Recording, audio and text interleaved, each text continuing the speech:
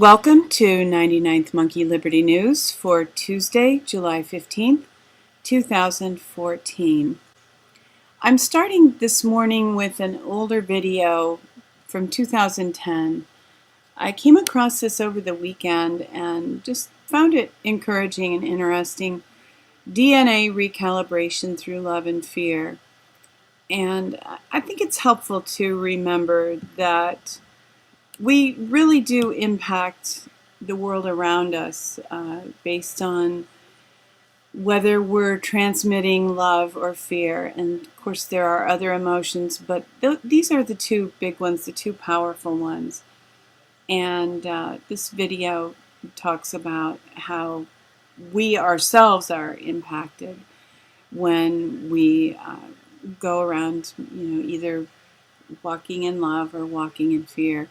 Of course, these are very strongly Christian principles as far as, understanding that perfect love casts out all fear, that love and fear really are, they're not opposites exactly, but they're kind of antithesis to one another, that when you are in love, you will not be in fear, or at least to a lesser degree. So important and helpful reminder, I thought. Today is an important day for net neutrality.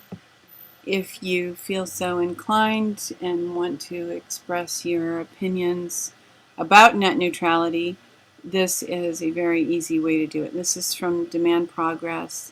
This is the organization that Aaron Swartz began. And I don't agree with every single principle that they believe, but this is an easy and quick way to submit your comment that you do want net neutrality to continue. And it's crucial timing. This important comment period ends on Tuesday at midnight, so that's tonight. So if you have a minute, you might want to do this.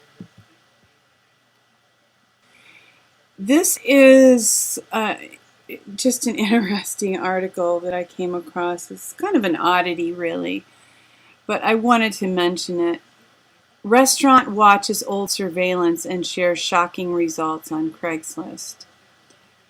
This is a story of a restaurant where people were frustrated because service was so slow. And the restaurant knew that they weren't really doing anything different and were kind of puzzled as to why things had slowed down. And of course, a restaurant loses money when they don't serve as many people in as short of a time. So they went back and watched their old surveillance films from 2004, before most people had cell phones and before everybody had smartphones. And what they discovered is that, yes, it is true that people move through the restaurant much more slowly now than they used to. But the reason is because the customers are so obsessed with their phones that it takes them forever to order and to eat. And this explains why. They're searching their phones, they're taking their pictures, they're taking pictures of the menu, they're taking pictures of the food. And this is just a very interesting little slice of life, a little view of how smartphones have changed our lives in a negative way. And I think people are soon going to become frustrated with smartphones, realize that they really are a time drain, a time waster, and an energy sucker, and that they're preventing us from living real life. And I think that people are going to get tired of it and reduce the amount of time that they use their smartphones. That's what I believe. And if you can come up with some kind of a marketing strategy to capitalize on that, I think you might do well. I have some articles that caught my eye on networked blogs, and in the interest of saving my laptop resources, I'm just going to scroll through them instead of opening the links, but of course the links will be in the notes and the details for the video and the blog. So, U.S. government editing Wikipedia to smear independent media personalities. Entry from IP trace to U.S. House of Representatives describes Alex Jones as Kremlin disinformation agent. And there were some others too, I think Abby Martin and a few. I find this amusing. I guess it just shows a degree of desperation. From Washington's blog, the whole world opposes drone warfare except for the U.S. and Israel and one poor African country. People don't want drone warfare. It seems dangerous. Again, here's this virtual life that people are living. I don't think it's really what people want. I think that these things are shiny and flashy and new and alluring, but as we really evaluate their role in life, in everyday life, I think they come up short, and I believe that people are going to be more and more rejecting all this automation, and drone warfare is certainly, it's something in the virtual world that has nightmarish, horrific consequences in the real world, and it's going to have to stop. From Privacy Online News, outdated privacy laws were written in age of 24-shot chemical film rolls, and they are calling for a fresh look at privacy laws. And really, the only privacy law we need, in my opinion, is the Fourth Amendment that lays it out pretty clearly, that we are entitled to have private lives, and that we can't be spied on or observed or have our persons or homes or things rifled through unless there is reason to believe that we are criminals, and that requires a search warrant. And the rights of any government entity to search us are very, very limited by the Fourth Amendment. For some reason, that Fourth Amendment seems to work for abortion. Like, it's private to get an abortion. It's private to kill this child that's living in somebody. But it's not considered privacy to be able to have your own personal conversations. It doesn't make sense. It's almost the epitome of hypocrisy to rule those two different directions. So the courts definitely need to reevaluate. From Electronic Frontier Foundation, Congress takes on copyright term, moral rights, and more.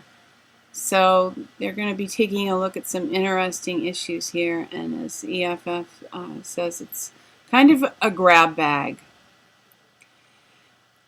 From 10th Amendment Center, the dark side of Hobby Lobby, they feel that there might be some long-term repercussions from that decision, and that some issues may come up in the future. And I was reading a very different point of view that expressed the same opinion. Somebody who's very liberal, so I think they may be right about that one.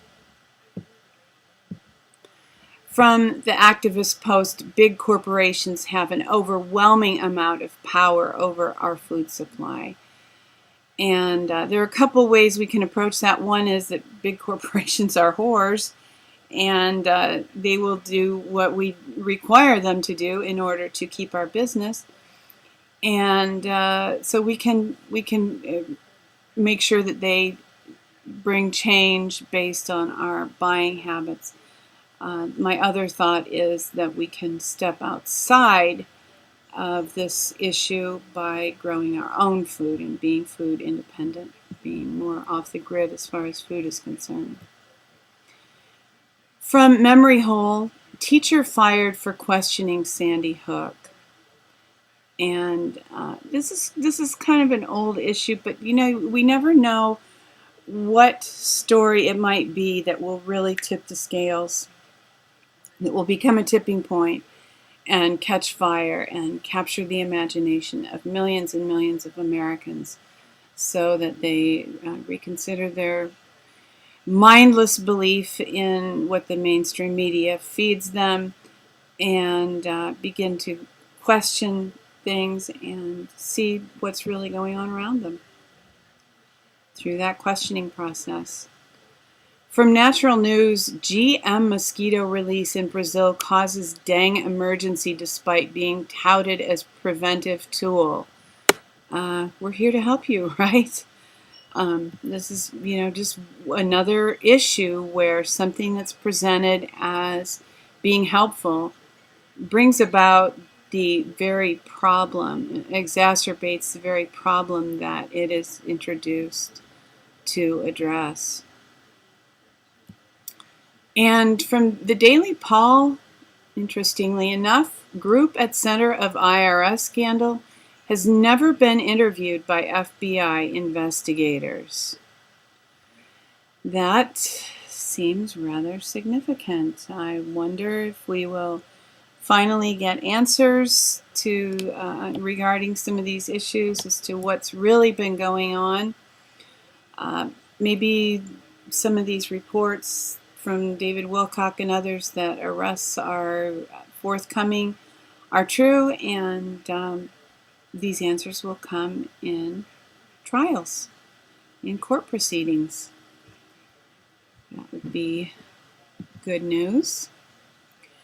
From Mercola.com, 9 ways that eating processed food made the world sick and fat. And this is an older article, but always valuable information. This is very interesting. This is a comment on Benjamin Fulford's blog from yesterday. And I'll just read this. Looking like the Bush is dead rumor is right, and there's a question mark. Here is an email that Ben just sent me and asked me to post. Could you please post this for the readers? Bush Sr. passed away on Friday, apparently from food poisoning. I hear bad fish. This has been confirmed via his personal security. It should hit the news sometime this week. The source works for a major charitable foundation and has been reliable in the past, but I have yet to confirm this independently. Benjamin Fulford. So yeah, take this with a huge grain of salt, but yet it's out there floating around, and nobody has denied it yet. So keep an eye on that. Put a pin in it, as they say. And here's our good news article from Self-Sufficiency Magazine. How to make an all-purpose organic pesticide from vegetables. So it's possible and not that difficult to protect your garden plants from pests and also protect your health and the environment. Thank you for tuning in for today's 99th Monkey Liberty News. Weeping may endure for a night, but joy comes in the morning. Hoping that you will love one another, take care, and insist on liberty by enforcing the Bill of Rights.